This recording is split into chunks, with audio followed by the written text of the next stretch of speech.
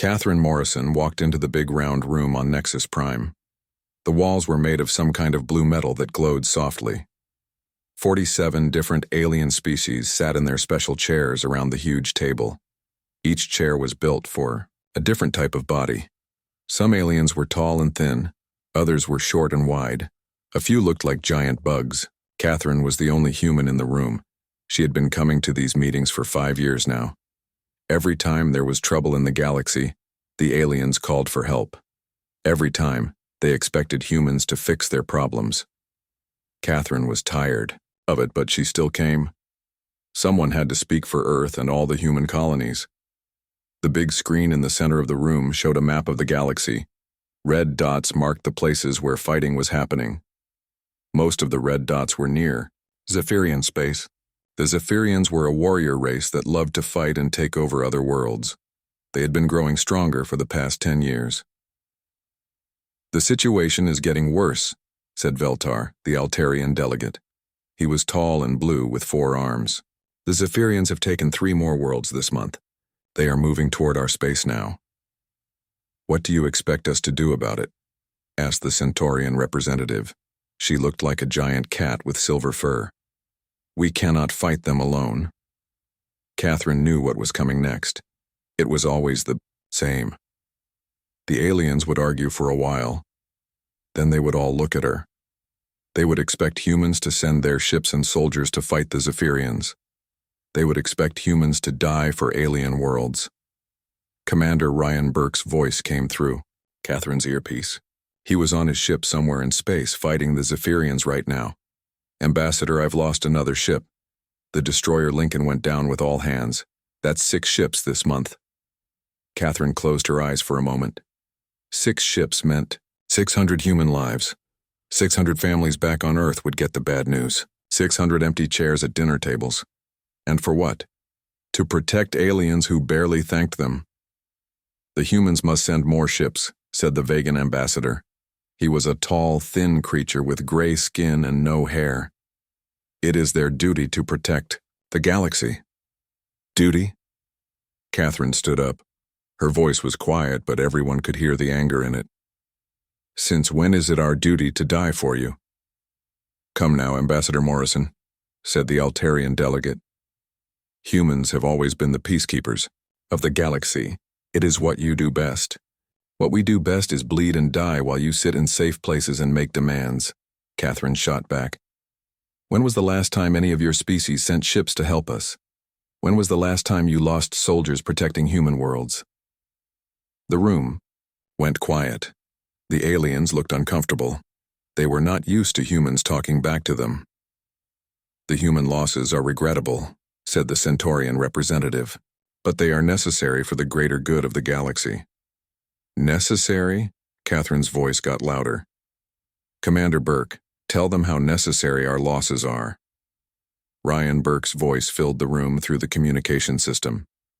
"We've lost 47 ships in the past 6 months fighting the Zephyrians. That's over 4,000 human lives. In the same time, how many alien ships have been lost helping us? 0. How many alien soldiers have died protecting human colonies? 0. "Donegi, humans reproduce faster than most species," said the Vegan ambassador with a cold voice. "Your losses are easier to replace than ours would be." Catherine felt something break inside her chest. She had heard many cruel things in these meetings, but this was too much. The aliens thought human lives were worth less because humans had babies faster than they did. "Did you just say that human lives are worth less than yours?" Catherine asked. Her voice was very quiet now, which made it sound more dangerous. "I simply meant that," the Vegan ambassador started to say. "You meant that it's okay for humans to die because we can make more humans," Catherine interrupted. "You think we're like cattle, useful animals that you can send to fight and die for you. Now see here," said the Altarian delegate. "No one said anything about cattle." "You didn't have to say it," Catherine replied. "You've been treating us like it for decades. We fight your wars. We die for your worlds. We solve your problems. And what do we get in return? You tell us it's our duty. You tell us our lives are worth less than yours." Captain Derek Sullivan's voice came through the communication system. Ambassador, I have the evacuation ships ready. Just give the word. The aliens looked confused. They had no idea what Catherine was talking about. They had never thought that humans might have other plans. Catherine looked around the room at all the alien faces. Some looked worried now. Others still looked angry that she was talking back to them. None of them looked like they understood what was about to happen. For 300 years, humanity has been the galaxy's policeman, Catherine said. We've stopped wars, protected the weak, and kept the peace. We've sacrificed our people and our resources for species that barely acknowledge our existence. We've been your servants, your soldiers, and your saviors. But we've never been your equals. What are you saying? Asked the Centaurian representative. I'm saying that humanity is done, Catherine replied. We're withdrawing from all galactic treaties. We're leaving all mutual defense agreements. We're pulling our ships, our diplomats, and our people out of every alien system. You want to know what duty is? Our duty is to our own species, not to ungrateful aliens who think we're expendable. The room exploded into noise. Aliens were shouting and arguing with each other. Some were trying to talk to Catherine, but she was not listening anymore. Captain Sullivan, begin the evacuation, Catherine said into her communicator. Bring everyone home. Yes, ma'am, Derek Sullivan replied. It's about time. Catherine turned and walked toward the door. Behind her, the aliens were still shouting and arguing. They were trying to figure out what to do without their human protectors. For the first time in 3 centuries, they would have to solve their own problems. As Catherine reached the door, she turned back one more time. You taught us that the galaxy only respects strength. Thank you for that lesson. You're going to find out just how strong we really are. The door closed behind her with a soft sound. In the big round room, 47 different alien species sat in shocked silence. They had just lost the one thing that held their galaxy together. They had pushed humanity too far, and now they were going to learn what the galaxy was like without human protection. The withdrawal had begun.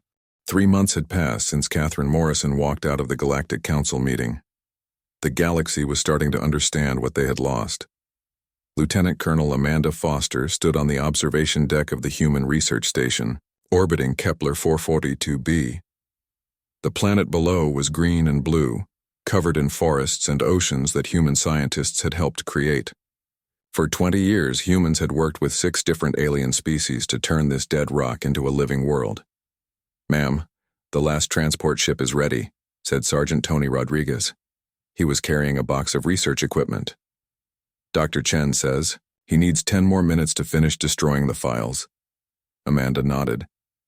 She watched the alien ships floating near the station. They had been coming for weeks, begging the humans to stay.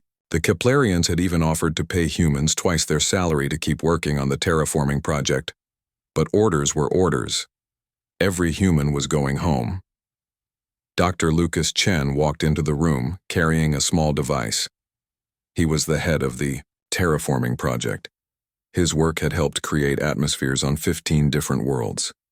Now he was destroying 30 years of research. It's done, Lucas said quietly. All the files are wiped. The genetic databases, the atmospheric processors, the soil treatment formulas, everything. The aliens are asking for copies, Amanda said. They say they'll pay anything. Lucas laughed, but it was not a happy sound.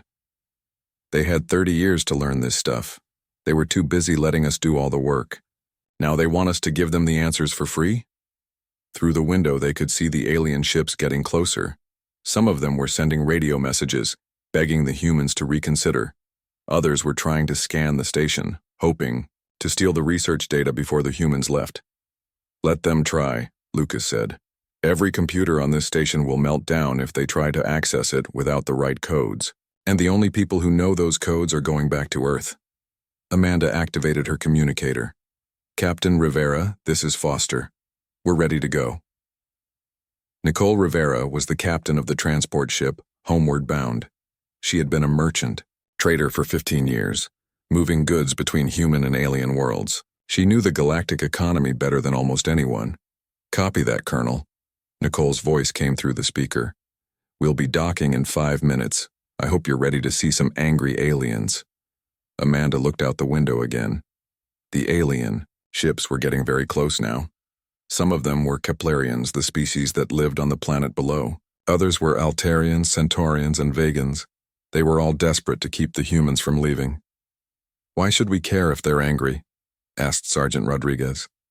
"They never cared when we were angry." "Because they're finally starting to understand what they're losing," Amanda replied. "But it's too late now." The transport ship docked with the station. Amanda and her team walked through the corridors one last time. These halls had been home to human scientists for 2 decades. Now they would be empty forever. As they boarded the ship, Amanda's communicator crackled to life. It was General Patricia Wells calling from Earth. "Amanda, how's the evacuation going?" Patricia asked. "Almost done, General," Amanda replied. "The research station will be empty in an hour. What's the situation in the other sectors?" "Not good for the aliens," Patricia said. "The Procyon sector is already fighting again. Without our peacekeepers, the old wars are starting up, and the trade routes are falling apart without human ships to protect them." Amanda was not surprised. Humans had been keeping the peace in 17 different conflict zones. They had been protecting trade ships, stopping pirates, and making sure that weaker species did not get bullied by stronger ones. Now all of that was ending. "What about our people?" Amanda asked. "Are they getting out safely?" "Most of them," Patricia said. "But some aliens are trying to stop our ships from leaving. They're not using force yet, but they're getting desperate." Through the ship's windows, Amanda could see the alien vessels surrounding them. The Keplerians were broadcasting messages, begging the humans to stay. They were offering money, technology, even territory. But the human ship kept moving toward the jump point. "This is Captain Rivera." Nicole's voice came over the ship's speakers. "We're getting a lot of radio traffic from the alien ships. They want to talk." "Tell them we're done talking," Amanda said.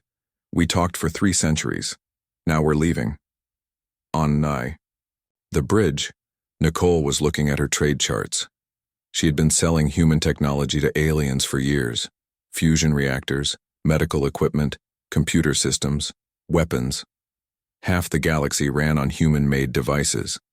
"You know what's going to happen when we stop selling them our stuff?" Nicole asked her first officer, Lieutenant Jake Morrison. "They're going to fall apart," Jake replied. "Most of these aliens can't even fix a broken computer without human help." Nicole nodded. She had seen it before on smaller scales. When humans stopped trading with a world, that world's technology stopped working within a year. Now it was happening to the entire galaxy. "Captain," said the communications officer, "I'm getting a priority message from Admiral Wright on Earth." Nicole took the message. Admiral Joseph Wright was in charge of the Earth Defense Fleet. He was Catherine Morrison's husband, and he was just as angry as she was about how the aliens had treated humanity. "All human ships are to return to Earth immediately," the message said. "No exceptions, no delays, and no help for alien vessels, even if they're in distress. The galaxy wanted to be independent. Let them be independent." Nicole smiled grimly.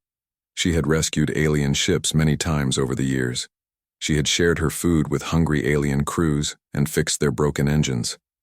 Those days were over. "Set course for Earth," Nicole ordered. "Maximum speed."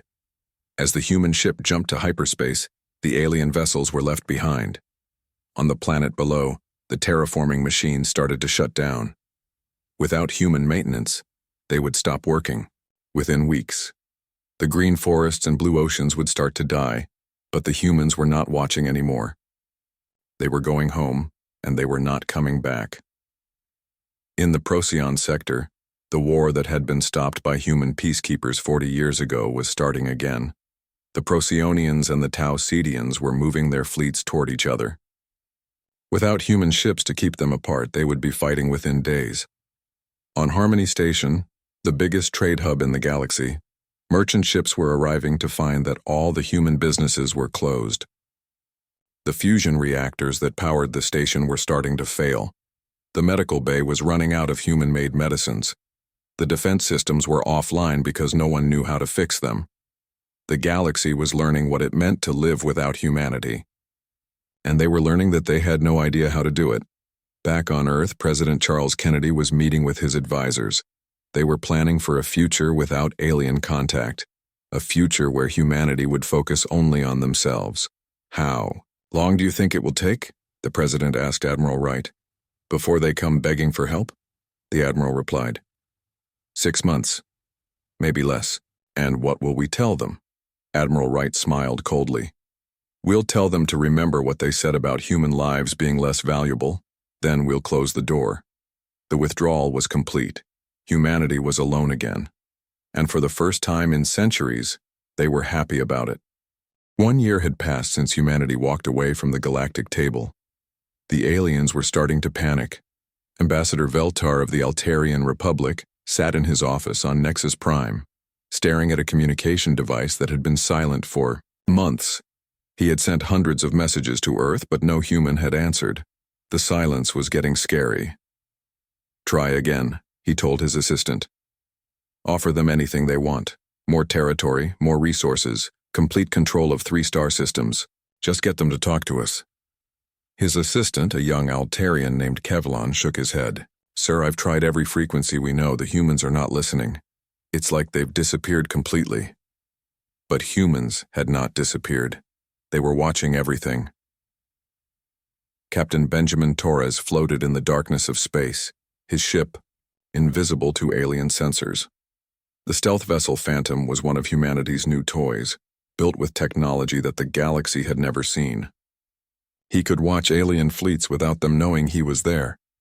Admiral Wright, this is Torres, he whispered into his communicator.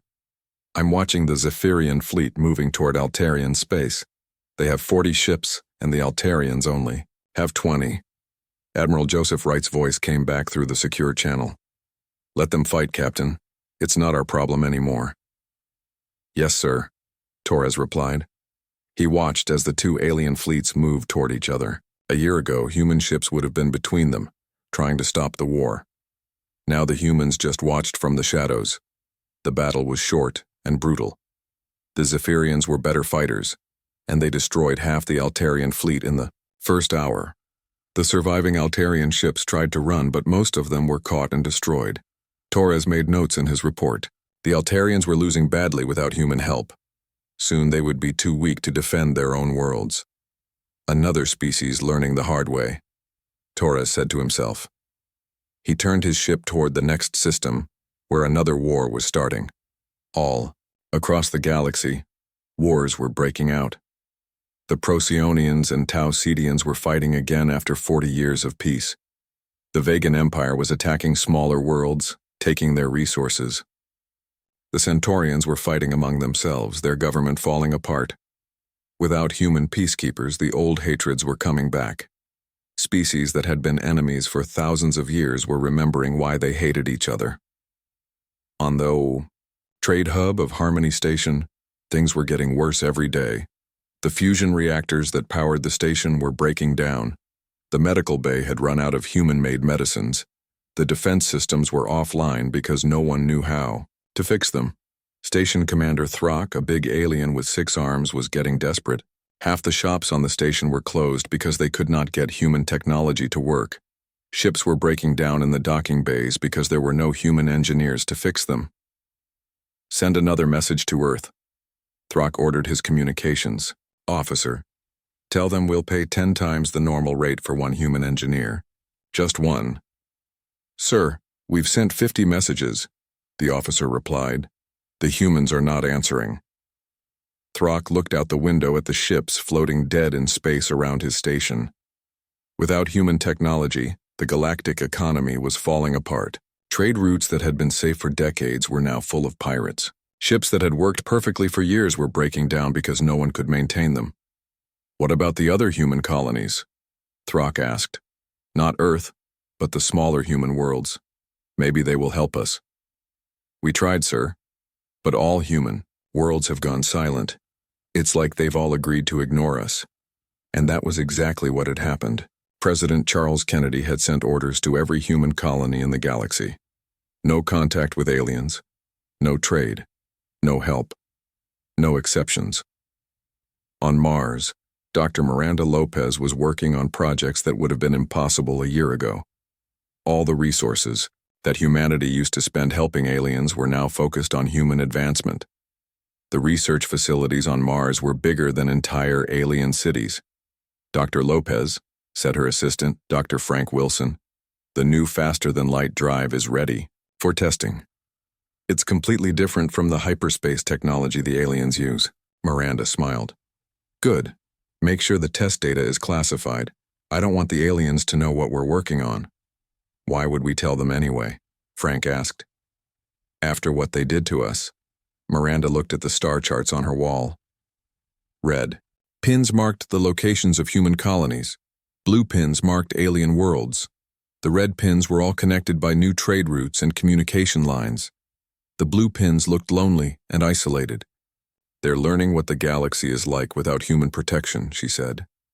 I wonder how long it will take them to realize they made a mistake. The answer was coming sooner than she thought. Commander Elena Vasquez was leading a classified mission near the edge of human space. Her job was to make sure that no alien ships got too close to Earth. The aliens were getting curious about what humans were doing, and some of them were sending scout ships to spy on human worlds. Commander, we have a Zephyrian warship approaching the Sol system, reported her weapons officer, Lieutenant Carl Peterson. They're trying to scan our outer defenses. Arm the gravity disruptor, Elena ordered. Let's give them a lesson about coming too close to human space. The Zephyrian ship never knew what hit it. One moment it was flying normally. The next moment, its engines were tearing themselves apart. The alien crew had just enough time to send a distress signal before their ship exploded. Make it look like an accident, Elena said. Equipment failure. These things happen in deep space. But it was not an accident, and the aliens were starting to figure that out.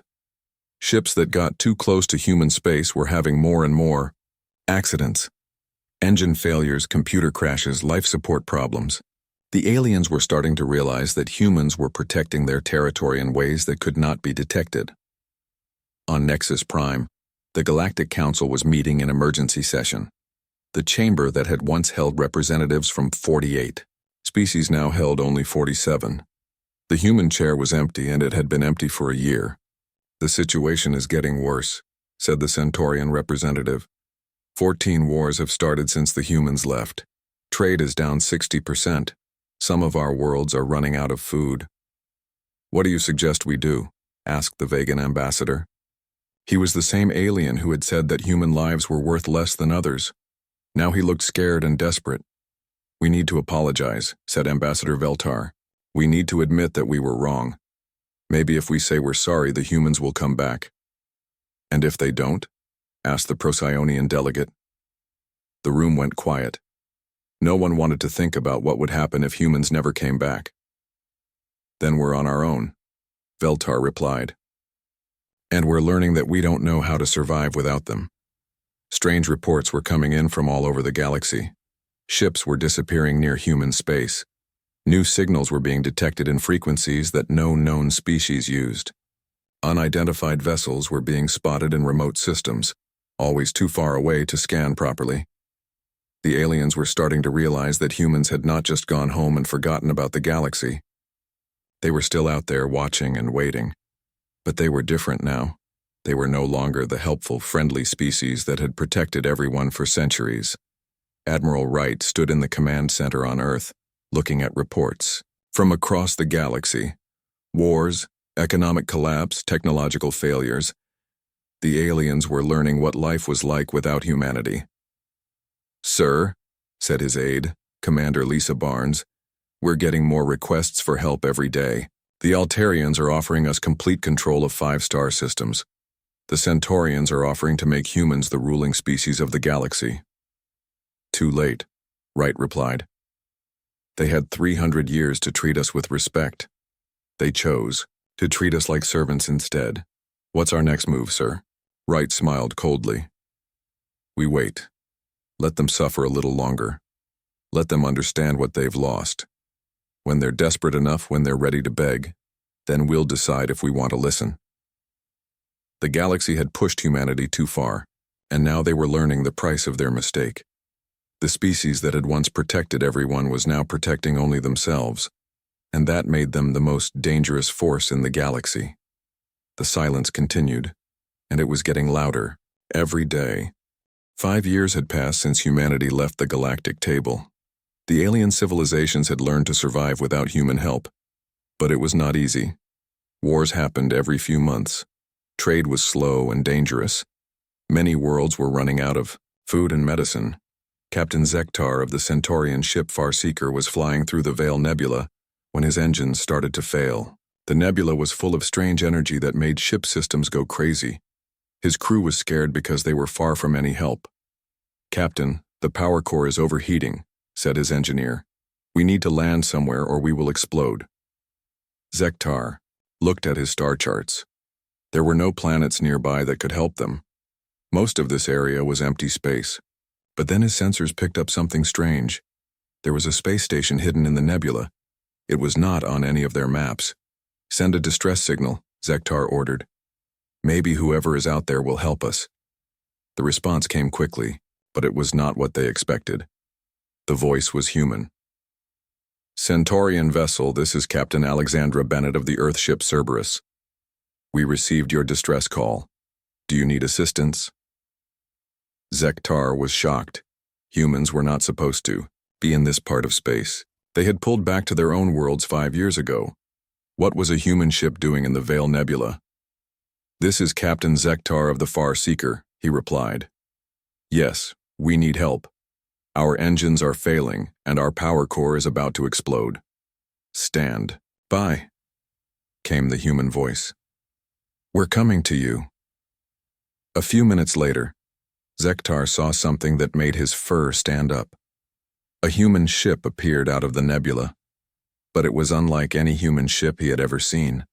It was huge and black, with smooth curves and glowing blue lines running along its hull. It moved without making any sound, and his sensors could barely detect it. "Farseeker, this is Cerberus," came Captain Bennett's voice. "We're going to beam some of our people over to fix your ship. Please do not be alarmed."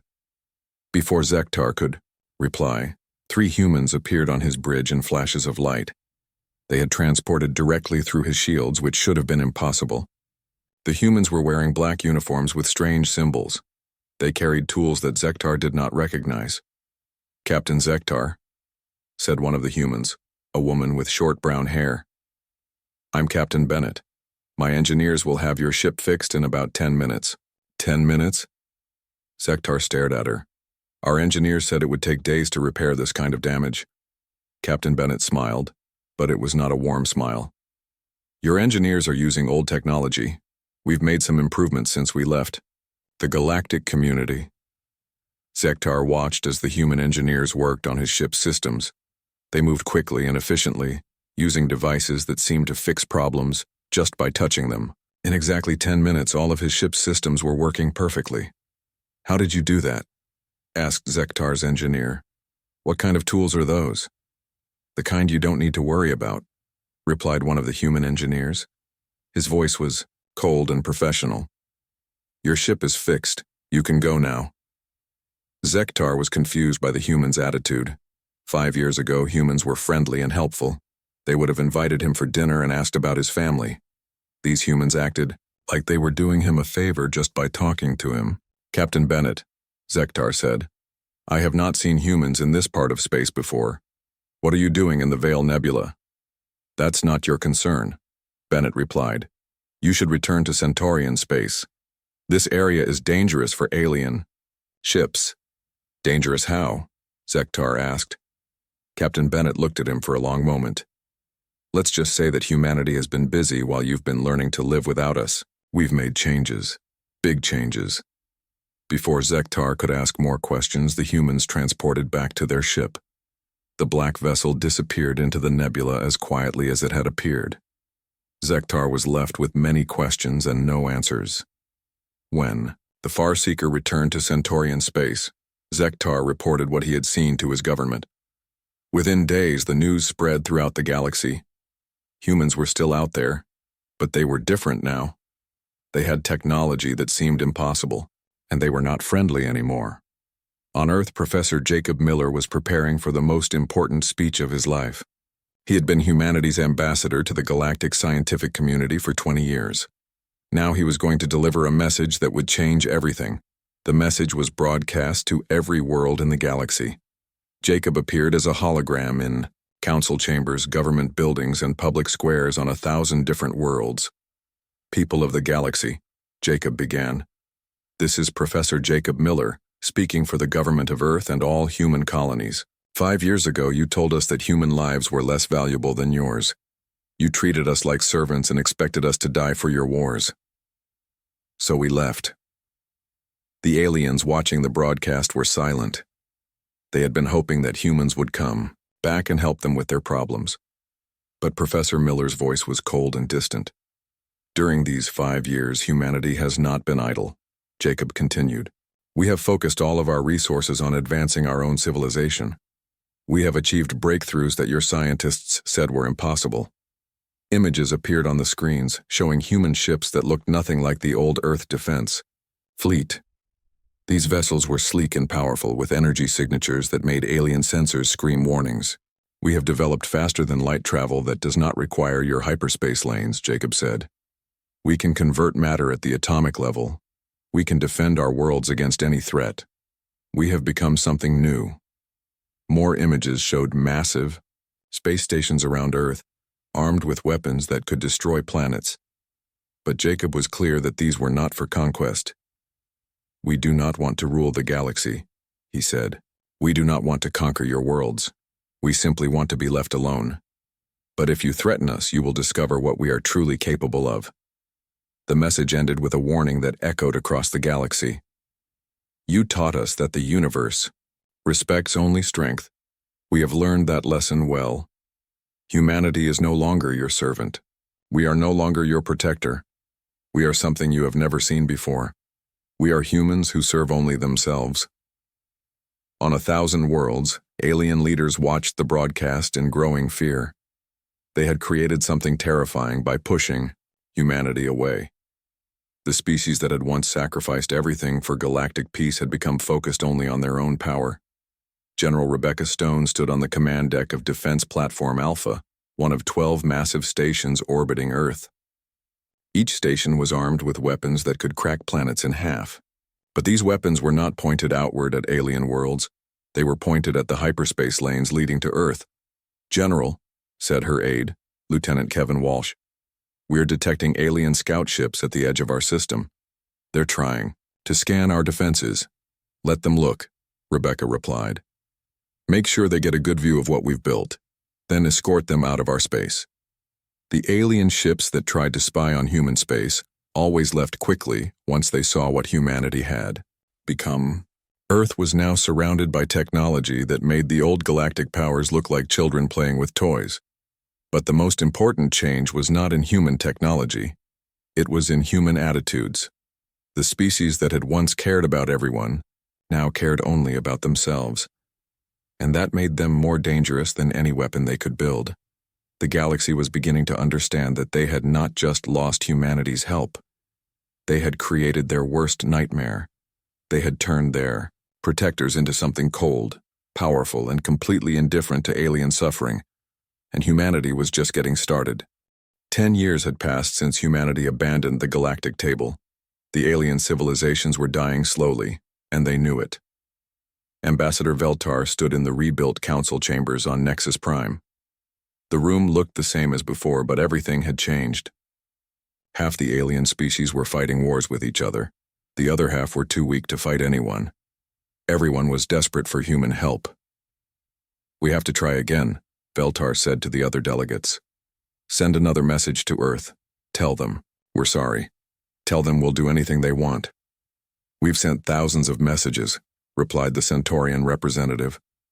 Her fur was gray now, and she looked much older than she had 10 years ago. "The humans don't answer. Then maybe it's time to accept that they're never coming back," said the Vegan ambassador. He was the same alien who had called human lives less valuable. Now his own species was starving because they could not grow enough food without human agricultural technology. Suddenly, the communication system in the chamber activated. A voice that no one had heard for 10 years filled the room. Galactic Council, this is Admiral Christopher Hayes of the Human Defense Force. We are requesting permission to dock at Nexus Prime. The aliens stared at each other in shock. A human was talking to them. After 10 years of silence, humanity was making contact.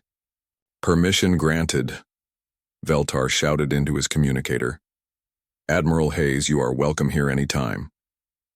An hour later, the aliens gathered in the docking bay to watch the human ships arrive. What they saw made them afraid. The human fleet was unlike anything they had ever seen. The ships were massive and black with smooth surfaces that seemed to absorb light. They moved through space without making any sound, and the alien sensors could barely detect them. There were 12 ships in the fleet, and each one was bigger than the largest alien battleship. Admiral Christopher Hayes walked off his ship with 20 human officers. He was a tall man with gray hair and cold blue eyes. He wore a black uniform, with symbols that the aliens did not recognize. The humans with him looked like soldiers, not diplomats. Admiral Hayes, said Veltar, rushing forward to greet him. Welcome back to Nexus Prime. We are so happy to see humans again. Hayes looked at the alien ambassador without smiling. Are you? 10 years ago, you told us that human lives were worth less than yours. Has that changed? Veltar's face turned blue with embarrassment. Admiral, we were wrong. We know that now. We've learned how much we need humanity. Please let us apologize. You can apologize later, Hayes replied. Right now, I'm here to talk business. The aliens followed Hayes and his officers to the council chamber. The admiral walked to the human seat at the table, but he did not sit down. Instead, he stood and looked around the room at all the alien faces. 10 years ago, you pushed us out, Hayes began. You told us it was our duty to die for your problems. You treated us like servants who existed only to make your lives easier. So we left. The aliens shifted uncomfortably in their seats. They remembered that day very well. While you've been learning to live without us, Hayes continued, we've been busy. We've advanced our technology beyond anything you can imagine. We've built defenses that make our space completely safe. We've become something new. Dr. Samantha Rodriguez, who was standing beside the admiral, activated a holographic display. Images appeared in the air showing human worlds surrounded by massive space stations. The aliens gasped when they saw weapons that looked like they could destroy entire solar systems. We don't need the galaxy anymore, Dr. Rodriguez said in a calm, clinical voice. We can survive and thrive completely on our own. You, however, cannot survive without us. The alien delegates looked at each other nervously. They knew she was right. In the 10 years since humans left, 14 wars had started. Trade had collapsed. Technology was failing everywhere. Many worlds were running out of food and medicine. What do you want from us? Asked the Centaurian representative. Admiral Hayes smiled, but it was not a friendly smile. The same thing you wanted from us for 3 centuries. Submission. The word hung in the air like a weapon. The aliens had expected humans to ask for apologies or reparations. They had not expected this. You taught us that the galaxy respects only strength, Hayes continued. For 300 years we were strong enough to protect you, but we were too kind to rule you. That was our mistake. Hayes walked around the table, looking at each alien delegate as he spoke. Now we are strong enough to rule you, and we are no longer kind enough to refuse. Dr. Rodriguez activated another display. This one showed the current state of the galaxy. Red areas marked active wars. Yellow areas marked worlds that were failing economically. Green areas marked the few places that were still stable. The choice is simple, Dr. Rodriguez explained. Accept human leadership and we will restore order to the galaxy. We will stop your wars, fix your economies, and share our new technology with you. Refuse, and you can continue destroying yourselves without our interference. And if we accept? Asked Veltar. Then humanity becomes the ruling species of the galaxy, Hayes replied. All major decisions go through us. All conflicts are resolved by us. All trade agreements are approved by us. You get peace and prosperity, but you give up your independence. The Vegan ambassador stood up angrily. You're talking about conquest. You want to make slaves of us? Hayes turned to look at him. No, I want to make servants of you. There's a difference. Slaves are forced to work. Servants choose to work in exchange for protection and benefits. This is exactly what you accused us of doing to you, the Vegan shouted.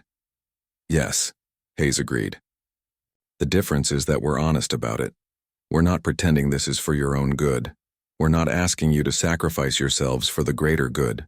We're telling you that this is the price of our help, the aliens whispered among themselves. Some looked angry, but most looked desperate. They knew they had no other choice. We need time to discuss this, said Veltar. You have 1 hour, Hayes replied. After that we leave and we don't come back.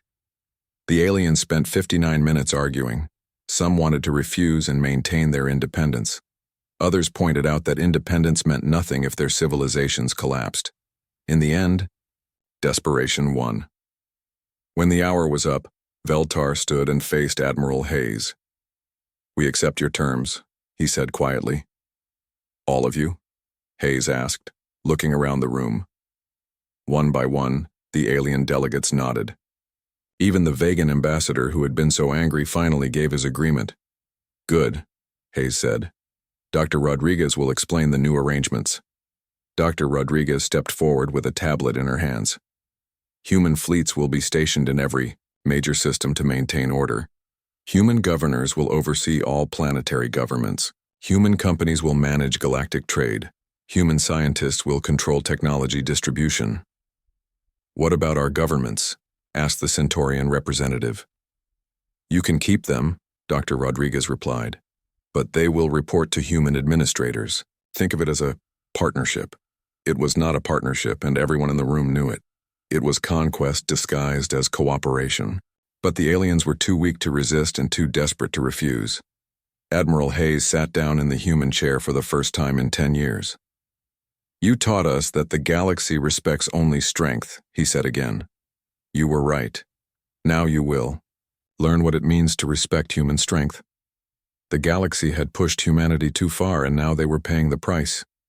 The species that had once served everyone now served only themselves. The species that had once been taken for granted were now the undisputed masters of everything. The aliens had created their own conquerors by treating their protectors like servants. Now they would spend the rest of their history remembering that lesson. The vote was taken and it was unanimous. Every species that had once dismissed human sacrifice now begged for human guidance. Humanity had abandoned the galactic table 10 years ago. Now they had returned to sit at the head of it, and they would never leave that seat again. The galaxy watched, no longer in terror of humanity's absence, but in awe of what their cruelty had created. They had turned their servants into their masters, and there was no going back.